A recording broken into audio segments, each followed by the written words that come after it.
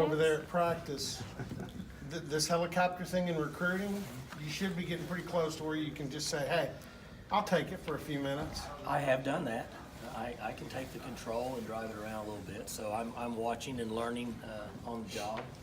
Definitely the way to recruit, that's for sure. All right, you talk about how this is one of the busiest times of year, getting ready for the bowl game. You're finishing off a recruiting class with a new signing period. You were out on the road this week. I understand you can't talk about names, but how do you feel it's gone this time around? This is number 2 for this whole routine. We should be in pretty good shape to sign a full class, other than maybe 1 or 2. So if we pick up one within the next 4 or 5 days, we'd be close. If not, we might have a couple left, just based on how it all pans out. But our reception's been terrific. It looks like we're in decent shape. Has it been easier to manage this time around, knowing kind of what the landscape's going to be? Yes. It wasn't really an issue last year. I think there was just a lot of uncertainty because it was new. We weren't for sure how it was going to go. Now we kind of have a better feel for it. I think the recruits and their families and the high school coaches have a better feel for the process. Eddie Sutton used to say he never knew how a team would come out of final exams. Of course, in basketball, you come out and play games immediately. How'd you feel about practice today coming out of finals? Average at best. They did okay. Their effort was good, enthusiasm's good, but it's still somewhat intriguing to me how they can be off for 4 or 5 days, and it takes them a while to come back, but that's like the first day of school and so on and so forth. So they'll get focused back. We'll work out again Sunday and I think Monday and maybe day off Tuesday. I can't remember, but they'll be fine.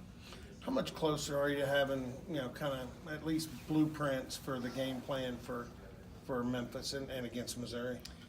Well, we've got the majority of the game plan done, but we're spring practicing half the practice, and the rest is game plan for Missouri.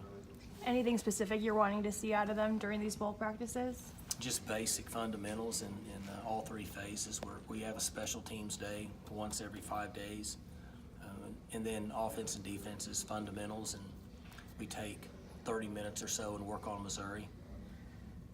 But for the most part, we're getting a spring practice out of this, and our young players are getting a considerable amount of work. Getting a greater chance to see Drew and Spencer in these practices, are you able to kind of sense how much they've developed since August? They get better every week. They're getting more reps, considerable amount more than what they have gotten during the season, because we get 2 days to get ready for a game, and they seem to be doing fine. It's not as easy for them because they work with the second team line. They rotate in, and so those guys are all freshmen for the most part that haven't played, and so at times they make mistakes, but they seem to be picking up the system pretty well at this time. I know I'm asking a lot of recruiting questions, but Patsy Armstrong, we saw her impact some in the spring and summer. Now that, official visits, going toward a signing day, what's her impact in recruiting? Well, she's a great organizer and does a really good job of communicating with the families that come on our campus. And that's kind of rule number 1 in broadcasting. Yeah, it is. Well, that was before. When you went to school, they didn't have phones. Yeah, and look who called. He's not even here. He doesn't get it. Okay, go ahead. So anyway, she's been really good with the families and a good organizer and brought a lot of information to us. They say a woman has a lot better feel for taking care of people than a man does, and I think there's some good points to what she's doing. She has a really good feel for the process, and we're lucky to have her. What is their reaction when you show up in a helicopter at high school and step out of it? Oh, it's a big hit. All the young people at the school like it, and it's pretty intriguing for them. And so it's a lot of fun, but it's certainly the easiest way to get around. And some of them want to ride in it, which we can't do that. But the journalism students at the school, they always come out and want to take pictures. So it's pretty cool for the students and the coaches at the schools. Have there been any other guys among your 2s and 3s that you feel have taken good advantage of the opportunity? Well, they really have, Scott. All of them have. They're all working and making mistakes, and coaches are chewing on them and correcting themselves, and they're getting an extended amount of work, and it's been really good for the organization. It's been good for me to see them and get out there and get some quality work. And this has been a different approach for us in this bowl with it being so much later. But they're all getting some good work. The guys that value it more than any are the big guys, your up front guys on offense and defense, because during the season they do so much work for the demonstration team. They don't get the quality reps they need. They're getting those reps now. So I'm excited for them, and it's good for our program. You mentioned being able to do a special teams day. Is that something that the calendar has allowed you because of the? Yeah, we did a little different approach this year. We've had, already we've had 2 days that were an hour practice just for special teams, and so we don't do special teams in our practice. And it reduces the total amount of time we're on the field, and then it also points to the importance of what special teams are for our team. So we spend an hour a day on special teams, and that's all we do those days. And we'll have 5 of those before the bowl game. We'll have 1 at the site, and we'll have 2 more here. Obviously, the game's still a couple weeks away, but it's Taylor's final game at quarterback. How do you think he should be remembered? What do you think his sort of legacy should be with fans and people around here? Oh, gosh, I don't know, Mark. I mean, I think they make their own decision on that. In my opinion, he's a young man that's committed himself to this organization and has run up 3,400 yards passing, and has been very competitive. He's played very well in most of the games. I'm sure he would like to have the Kansas State and the TCU game back, but that's not uncommon for quarterbacks at this level. That will, on a 13-game season, they might have 2 or 3 games that they don't play as well.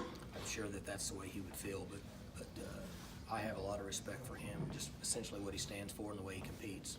How does a story like that help you in recruiting? How can you use his story to maybe tell that to other guys and get them to come here? Oh, I don't know so much now in recruiting as if it does after they've been here 2 years and you want guys to stay. I mean, I'm not a big fan of all the transfer and what goes on at this time and day and age. It's not going to change. I think it's only going to get worse.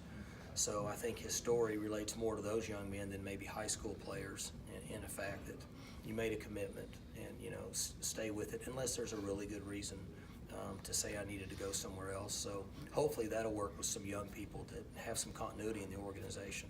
What about in recruiting walk-ons? You had a lot of success with that. To see his story, I mean, I don't know who won that Burlsworth trophy this year, but it goes to the best former walk-on in the country.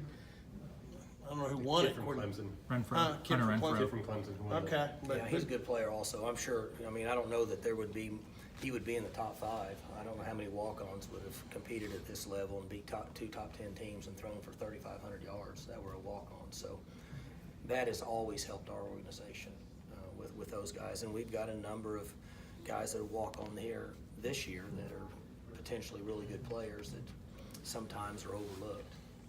Recruiting is by far not a perfect science. You mentioned last week that Jeter was getting some reps and running the wrong way. How his compass got fixed? Yeah, he's doing better. I kind of have to chew on him every day a little bit early in practice, but he responds well, and he has a good patience with him. To be honest with you, he runs a lot like Chris Carson. He'll run and kind of stop, and then he'll find a seam and go. He's more of a slasher, so he's going to have to carry the ball a lot in the spring, and he's going to have to compete in the fall. So these are really quality reps for him at this time. What kind of value does Chuba's track background bring to his game? Well, he obviously makes him faster. He's had a lot of training in running and sprinting, and he has really good endurance for a young player at this time. I don't know if he's going to run track this spring or not, indoor track, but it's always good training for him, development of their legs and strength. The offensive line had sort of an up and down year, but it seemed like Tevin Jenkins was a guy who got pretty consistent as the year went on. How did you feel about his development his first 4 He years? ended up being our most productive player, and if Tevin continues to work and develop and toughens up and all those things, he could make some money playing this game. He's got a special ability, and he certainly improved as the year went on. And we would like for him to step up and help and be one of the leaders for our team next year, and especially the guys up front.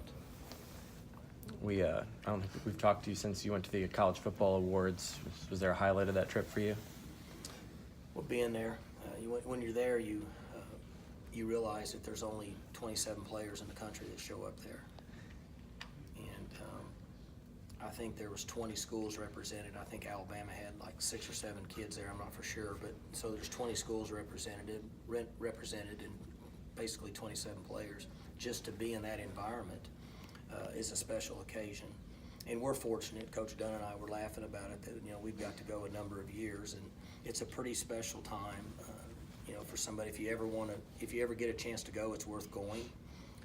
They do a nice job with it, with the red carpet and kids and other people around. They get autographs from the players, and you get to see a lot of, for me, I get to see coaches that I don't get to see normally because we all are on the same calendar. So it's a pretty special event.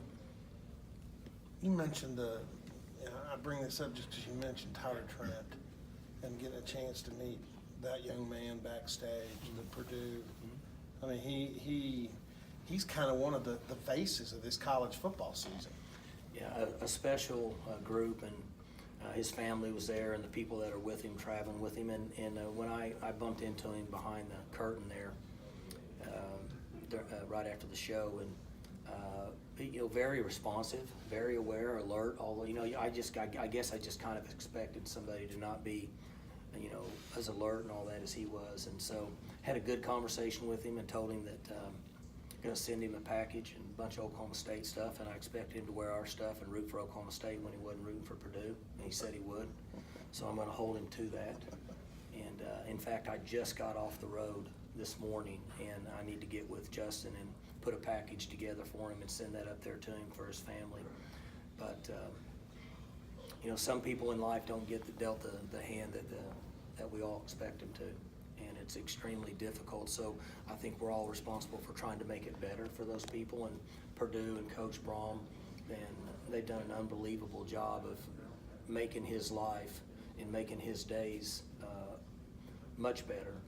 And so I really enjoyed the 5-minute conversation I had with him and his mom and dad, and he said he would cheer for Oklahoma State, so that made me happy.